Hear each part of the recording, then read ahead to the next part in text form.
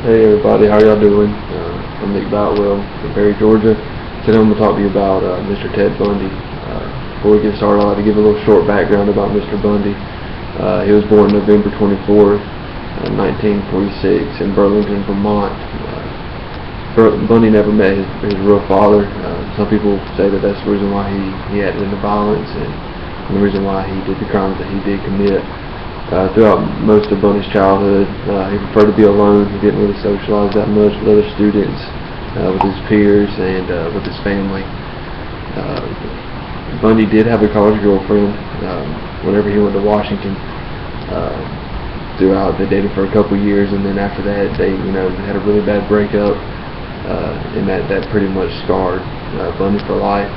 After his girlfriend broke up with him in college, he went on a kind of like an obsession spree, I guess that's what you'd call it, and people say that's the reason why he acted, some of the way he did. People describe Bundy, the women who did survive his attacks, and his friends and the people that he was close to, described him as an intelligent, handsome, and charming person. That's kind of the reason why some people were kind of apprehensive about what he did, was because he had some of the traits that you really wouldn't find in a serial killer back in that time frame, in the late 70s. Bundy did confess to killing 30 women. Most people believe that he had more than 40 killings. He did rape most of his victims, and all of his victims were within the age range of 15 to 23. Around about the age that his first real legit college girlfriend was. His first killing was Linda Ann Haley. It was her first murder.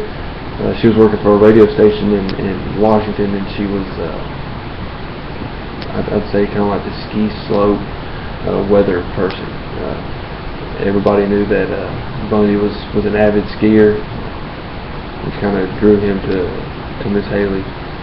On January 31st, 1974, after drinking some alcohol with some of her friends, she never came home. At 05:30 the next morning, that'd be January 31st, 1974, her roommate realized that she had not been there, and that her bed was made, and like she never came home that night.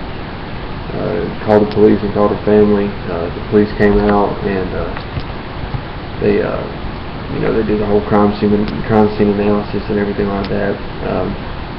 They noticed that there was a small blood stain on her pillow and on the lower level of the sheet, and also that the pillowcase was missing, and so was the middle sheet was missing as well. After several murders, Washington and Utah, the state of Washington and the state of Utah got together, and due to the similarities in the cases, they wanted to come up with a criminal profile for the murderers. Pretty much what they believed was the two states, they had different murderers. It wasn't the same murderer, which, come to find out, it was the same murderer. It was Ted Bundy. All of the victims were thin, white, and had very long hair. There was no specific color of hair, from brown, blonde. But they all had long hair, and they were all parted in the middle. Their hair was parted in the middle. All the victims were abducted in the evening hours, between 6 and 8. Most of the victims, not all, but most of the victims were hit with a blunt object, then raped, tortured, and then killed. On June 7th, 1977, Bundy was in court for the case of 2 out of the many murderers that he had. Bundy decided to represent himself. I truly believe that the reason why he represented himself was to have more freedom in the courtroom. Back then, if you represented yourself, you could move around, interact with the jury and the judges and the attorneys. You weren't restrained at that time.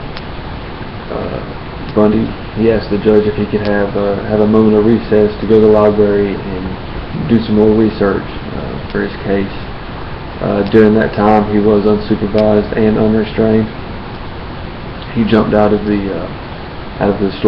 second story window and ended up escaping. he fled down to Florida, where he was later caught for a minor traffic offense. And then he was tried in Florida for killing 3 women, the original 2, which he escaped from, and then an extra one. He was found guilty and sentenced to death by electric chair. On January 24th, 1989, Bundy was executed by electric chair, and he was pronounced dead. Why do I think Bundy did what he did?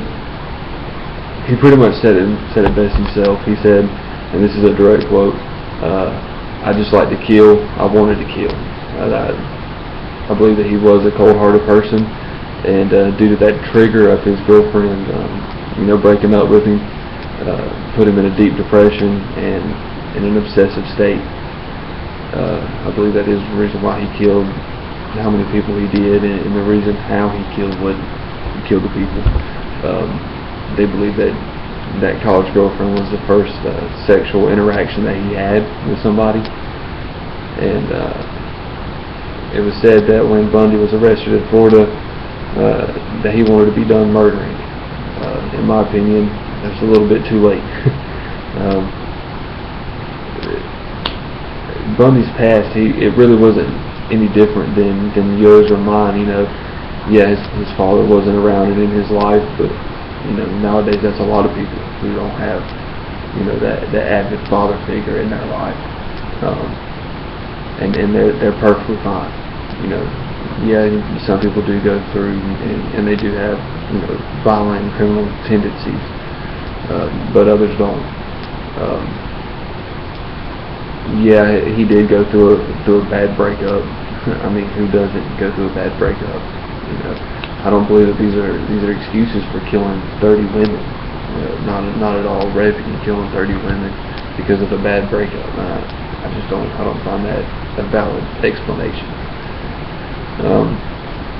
Bundy had no remorse for the victims or for the families of those victims.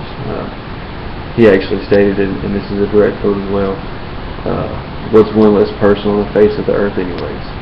That really shows me how cold-hearted Ted Bundy really was, and I don't think any of his excuses are valid for what he did. It says that one statement, "What's one less person on the face of the earth anyways?" His one goal was to get back at his college girlfriend that dumped him. I mean, I just don't think that his childhood was really much of a trigger. I believe it was solely on his girlfriend. And in closing, I just really think that Ted Bundy was the typical cold-hearted serial killer. He killed out of spite and out of revenge, with no remorse for his victims. Most of the time I wouldn't say an electric chair would be the correct way to go. Being in law enforcement, I like to think that prisons can help people. Do they always? No, but can they? I believe they truly can. Ted Bundy is that one exception to where I really don't think that any amount of prison time or reinforcement would bring about change in his life. I think that it was mainly he needed the punishment to the crimes.